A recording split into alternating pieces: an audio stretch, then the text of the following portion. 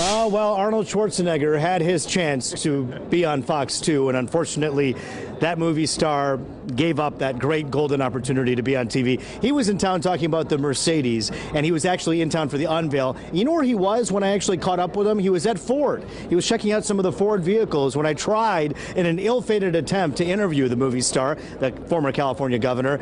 He didn't want to talk. He had one job in mind, to check out the Fords and move on. You know who else has that job? Well, he's a man who actually checks out all of the show, Jim Hackett, the head of Ford Motor Company. And Jim, it's a pleasure to see you. 6 months on the job. First of all, congratulations. Thank you, Roop. It's a pleasure to be here. And you are here, at the pleasure of your board of directors, who gave you the very, very important job of making sure that Ford is at the cutting edge of everything. And today, Truck of the Year, the Lincoln Navigator, that was quite the accomplishment. How cool is that? You know, when I was on the board, I actually got to meet with the team that was working on the early renditions of that, and we put some things in there that have to do with the conscience of the customer, things that people have already told us about that are in this new Navigator. You got to check it out. I'm driving one. Oh, well, you know firsthand what you do and you don't like about it, and I'm sure it's more what you like about it. And a lot of the judges there, they loved it, and they thought it was deserving of the Truck of the Year. Let's talk for a moment about some of the other great reveals. The Mustang, my goodness, the 1969 Bullitt movie came full circle right next to the newest version. What an unveil. You know, we had Molly McQueen, who's the granddaughter of Steve McQueen. It was in 1968 when that movie was done, and Steve tried to get this vehicle back for years, and the gentleman who owns it, it was his father's. He's kept it since 1977, so we brought it here yesterday. The crowd went crazy over it. The unveils that they went crazy over as well, without the star power, but when the car was the star. We're talking about the SUV, the Edge, and yes, the Ranger as well. The Ranger, personally speaking, I was so excited to see what that would look like, and well, it didn't disappoint. No, and you know, we've had truck leadership. 41 years, F-150's been the #1 truck. In fact, last year, the distance between us and #2 was the greatest ever in history. The Super Duty has won Truck of the Year twice. So, but we're not arrogant about this. We kind of go in knowing we've got to get better or we get worse. So the Ranger is the notion about getting better in the truck category. This is a mid-size truck, and it's going to be built right here in Wayne, Michigan. Which is good news for so many workers. You know, they say you're only as good as your competition.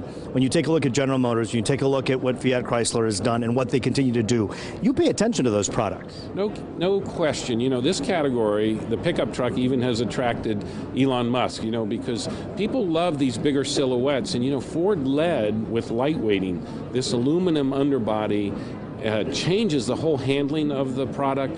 We get better fuel efficiency. We now have a diesel coming out that gets 30 miles per gallon. How about that? What's the most surprising part of your job so far, 6 months in, as the head of Ford Motor Company?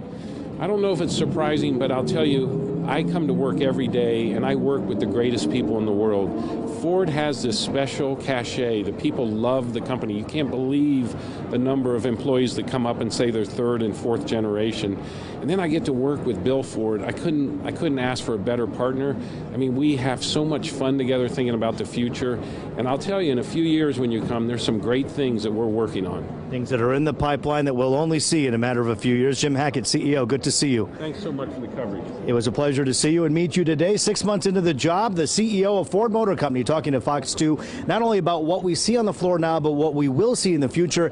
And by the way, the name of the game across the board here, my friends, is autonomous vehicles and the tech that's inside the cars. Ford was one of the first to say they're a mobility company, not just an auto company. And that is a key right there to talk about the kind of technology that now takes the front seat over the car sometimes that may often take the back seat. Back over to you guys.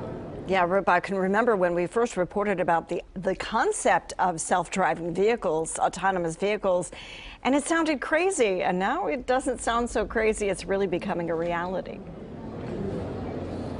Yeah, Sherry, you know, Jim Hackett and I were just talking before we went on the air about how autonomous vehicles sense traffic, how when we were kids we would learn by looking at a red light to know not to go further. Well, these cars are learning the same type of behavior, and it's pretty impressive to talk a little bit about the technology going into those cars that'll make them perhaps kind of human. Back over to you. Yeah, that's amazing. And as for Arnold Schwarzenegger, he didn't know what he was missing. Thank you so much. You're right about that. I agree, Sherry. Have fun out there. You got it.